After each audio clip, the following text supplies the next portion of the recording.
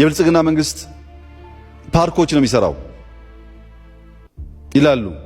ፓርክ አይሰራም፣ ደሃ ይቀልባል። የብልጽግና መንግስት አዲስ አበባ ውስጥ በሺህ የሚቆጠሩ ሰዎች በቀን አንድ ጊዜ ምግብ ይቀልባል። አልነበረም ኢትዮጵያ ውስጥ ይሄ።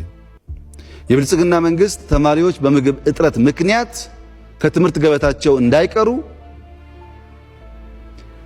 የምገባ ስርዓት ዘርግቶ በጣም ብዙ የደሃ ልጆች ምናልባት ቢደመር የአንዳንድ ሀገር ፖፑሌሽን የሚያክሉ ሰዎች ይመግባል።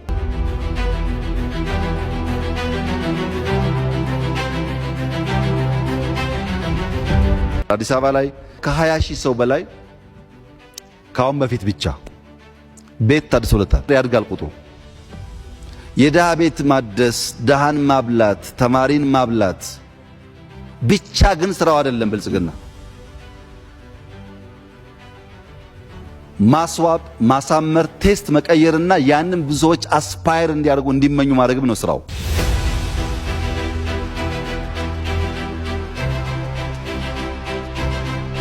አሁን ይሄን የትኛውም የፖለቲካ ግለሰብና ቡድን አንደርማይን ማድረግ አይችልም።